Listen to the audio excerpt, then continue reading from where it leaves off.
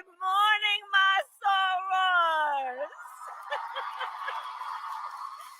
Good morning. Oh my goodness. Please have a seat. Please have a seat. Oh, my heart is full. To our Supreme Basilisk, Danette Anthony Reed, thank you for your leadership, your kind words, your friendship, and all that you do. To the members of the Directorate, to my dear friend, Dr. Glenda Glover, and to all Supreme Bacilli, thank you for your years of leadership and mentorship.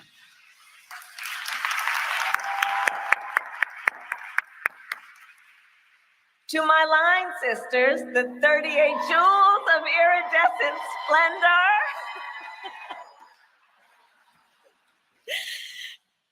Oh, you are such an incredible part of my journey, and I love you guys. Thank you for being here. And to all those who serve Alpha Kappa Alpha Sorority Incorporated, it is an honor and a joy to be with you today. Before I begin, I will say a few words on Hurricane Beryl. Our hearts, of course, are with the millions of Texans who are facing the devastating impact of the storm, and all those who lost loved ones, and the first responders who have worked around the clock to keep people safe, and the line crews who are working as fast as possible to restore power. President Biden has approved a major disaster declaration, and we will continue to stand with the people of Texas as we rebuild and recover. And with that,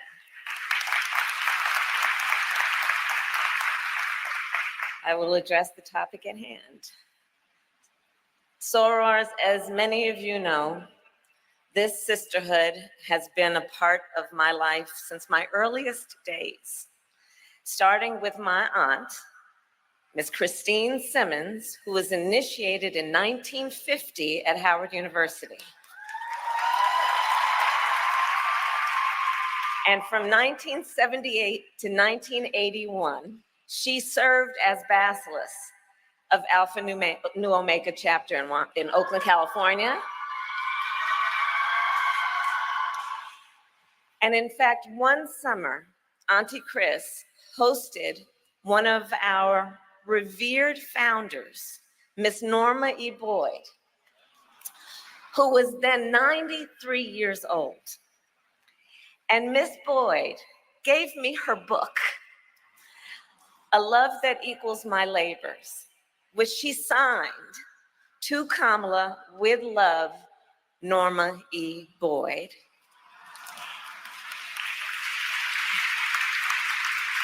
And that cherished book now sits in my West Wing office at the White House.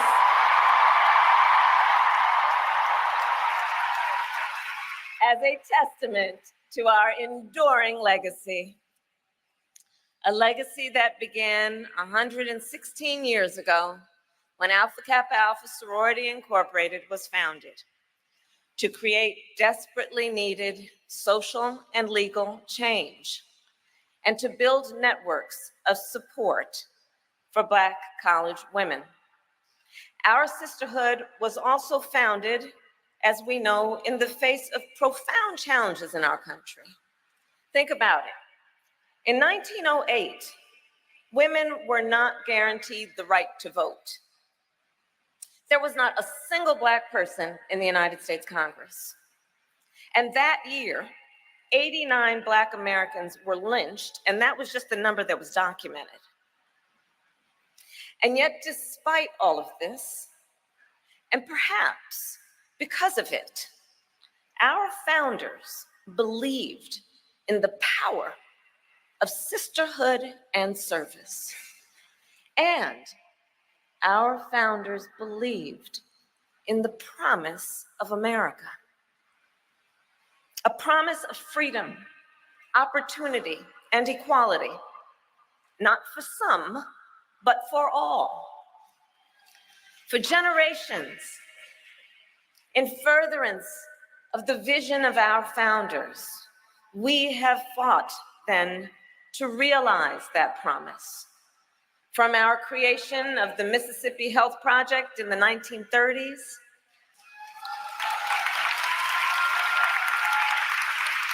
to job training and literacy programs in the 1960s and 70s. And then most recently, of course, the work on voting rights and economic opportunity and child hunger.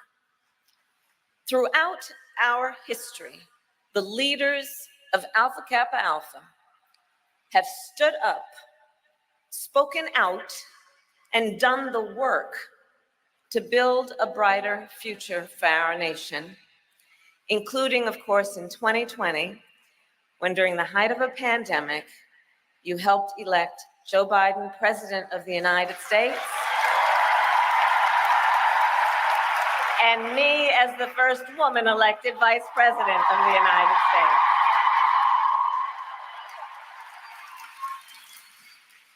And it is because of your work and your support that we have been able to then fill our administration with incredible leaders, such as Shalonda Young, Soror Shalonda Young, who is the head of the most powerful Office of Management and Budget. She controls the money. And of course, a member of our sorority. The promise of America, the promise of freedom, opportunity, and equality for all people. You know, when we first took office, the president and I knew that to realize that promise, we must address long-standing issues, some issues that people just don't like to even talk about. We decided we must, for example, make healthcare more affordable, because the reality is that access to healthcare should be a right and not just a privilege of those who can afford it. We decided to look at specific communities that have been long suffering on specific issues then, including diabetes. So we decided to address the cost of insulin with the knowledge that Black people are 60% more likely to be diagnosed with diabetes. And we took on Big Pharma and capped the cost of insulin for our elders at $35 a month. We knew to realize the promise of America, we must address the issue of student loan debt.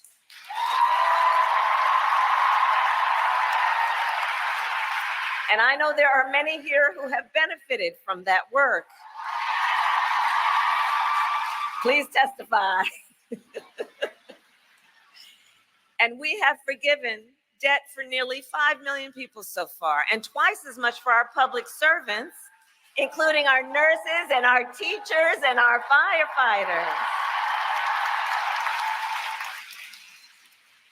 The president and I have also taken on the issue of medical debt, finally making it so that medical debt, which is usually the result of a medical emergency, is not something you plan, it's not something you invite, but we have made it now so that medical debt can no longer be used against your credit score. Because that credit score, of course, is supposed to measure whether you are responsible financially or not. The fact that you have endured a medical emergency is not a measure of that. And so it was just wrong, and we have corrected that.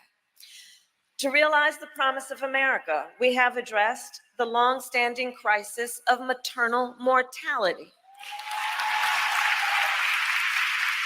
Something, as you know, I've been working on since I was in the United States Senate. Why? Because women in America die at a higher rate in connection with childbirth than women in any other wealthy nation in the world, and Black women are 3 times more likely to die in connection with childbirth. So to address this crisis, among the work that I've done, I challenged every state in our nation when we first came in. I challenged every state in our nation. And I challenged them and said, extend Medicaid coverage for postpartum coverage from the measly 2 months a year that you've been doing to a full year. And I am proud to report that when I issued the challenge, only 3 states offered a full year of coverage. Now 46 states offer a full year of coverage. And today I am announcing for the first time, we have created national health and safety standards for maternal care. For the first time, national standards.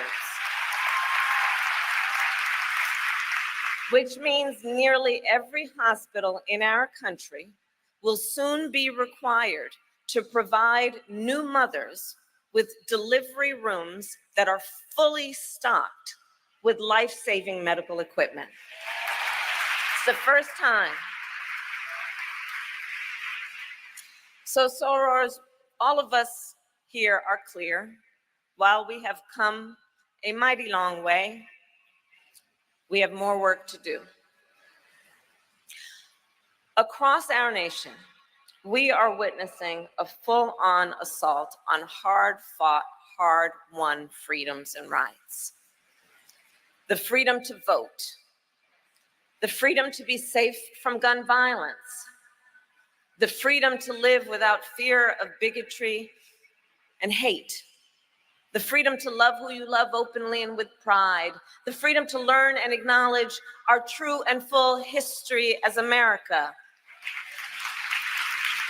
and the freedom of a woman to make decisions about her own body and not have her government tell her what to do.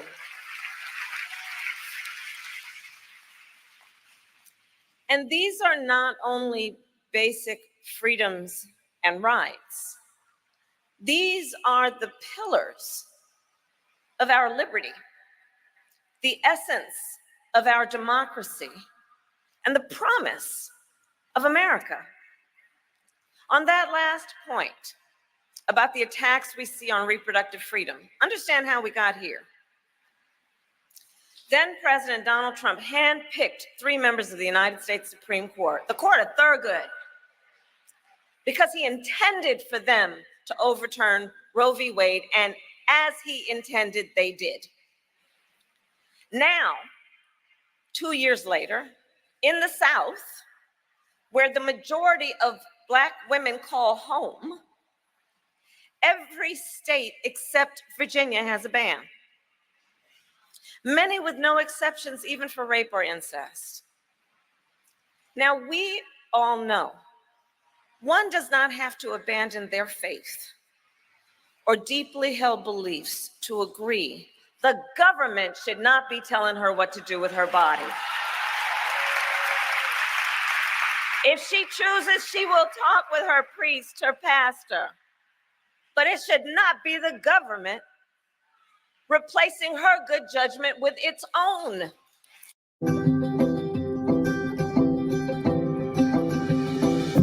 My dad migrated.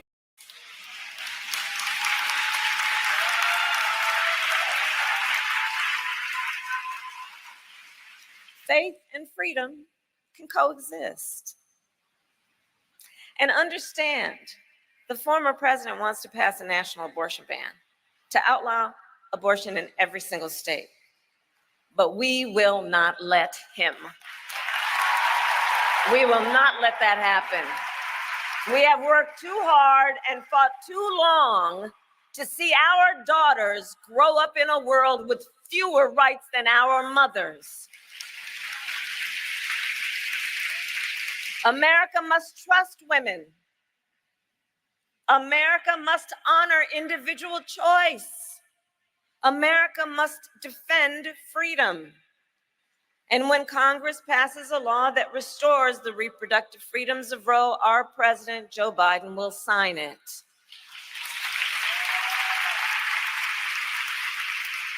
And there is so much at stake in this moment, including last week, when the Supreme Court basically told this individual, who has been convicted of fraud, that going forward, he will be immune for activity we know he is prepared to engage in if he gets back into the White House. Consider, Donald Trump has openly vowed, if reelected, he'll be a dictator on day one. That he will weaponize the Department of Justice against his political enemies, round up peaceful protesters and throw them out of our country, and even, and I quote, terminate the United States Constitution. What's more, Trump advisors have created a 900-page blueprint of their agenda for the second term. They call it Project 2025. It includes a plan to cut Social Security, to repeal our $35 cap on insulin, to eliminate the Department of Education and end programs like Head Start. So let us be clear. This represents an outright attack on our children, our families, and our future.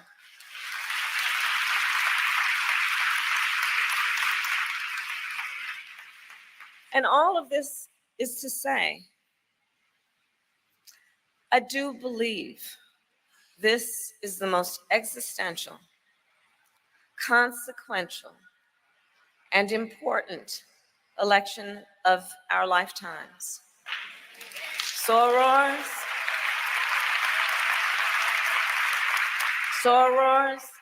this is a serious matter.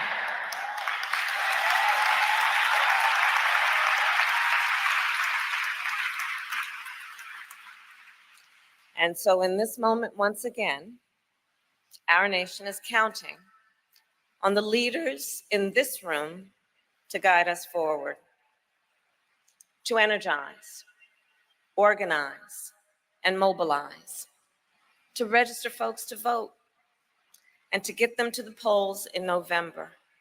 Because we know when we organize, mountains move. When we mobilize, nations change. And when we vote, we make history. So I'll conclude with this. For 116 years, the members of our sorority have been on the front lines of the fight to realize the promise of America. This year, let us continue that work. Let us fight for freedom, opportunity, and equality. Let us, as always, fight with optimism, with faith and hope, and let us see it through. Because when we fight, we win.